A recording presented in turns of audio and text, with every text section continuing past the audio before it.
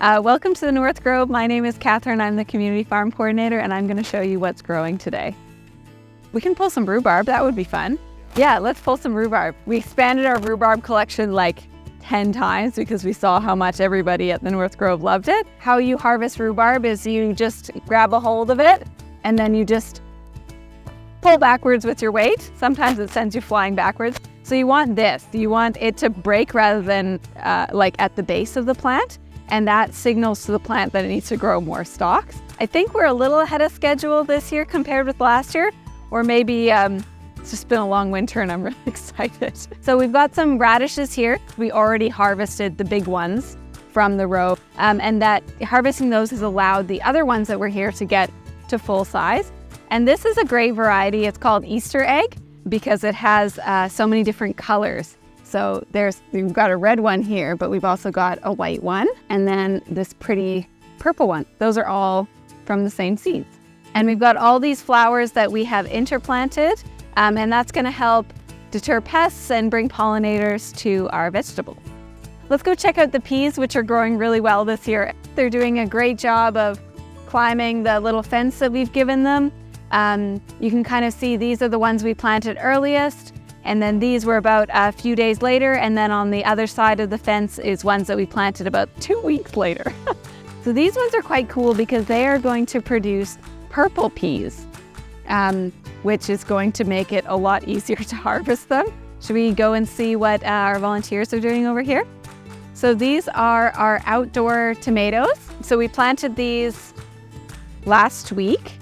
And before that, they were all in my living room. I grew all of our seedlings this year. They're doing pretty well. We'll next go and see the ones in the greenhouse, and you can see how much bigger they are because they have the protection of the greenhouse. What the volunteers are doing now is they are putting up strings for trellising. So you can kind of see how we've wound the tomato around the string, and this will be a good support for it, but also not be so rigid that it damages the plant at all. Let's take a look at what's underneath our row cover in the next row. So we've got our bok choy underneath here. We do have some damage from flea beetle, which is one of our main pests that we struggle with here at the North Grove, but it'll still taste great, and we will be harvesting them. And I believe Rose is going to be making something in food demo this week using our bok choy.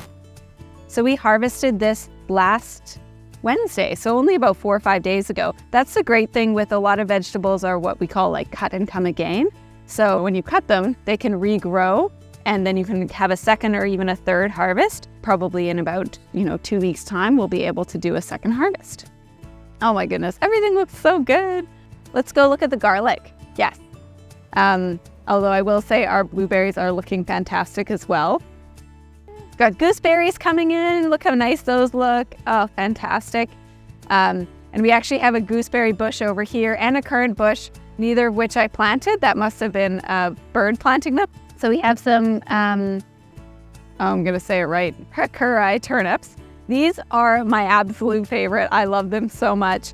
And I think ours are getting pretty ready to go. So these are great. They're so sweet. You can eat them like straight from the ground. Which I might even actually just do. But they will get about, they can get about twice this size.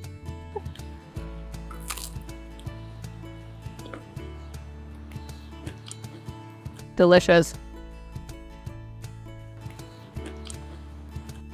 They're even better when they're roasted, but these are our lemon cucumbers. They're kind of round and yellow.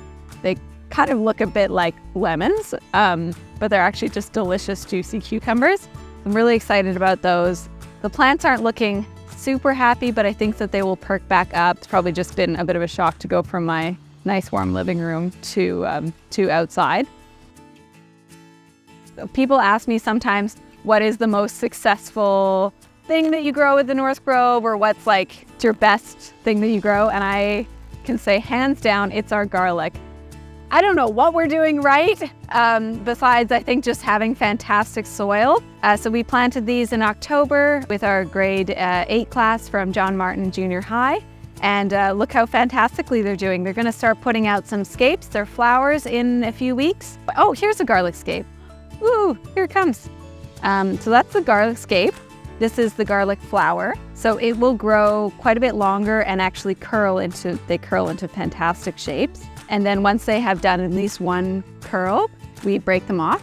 And that is signaling to the garlic plant to put its energy into the bulb instead of the flower. If you don't break off the garlic clove, the plant will develop a flower and then seeds. So if you're looking for garlic seeds, that's how you do that.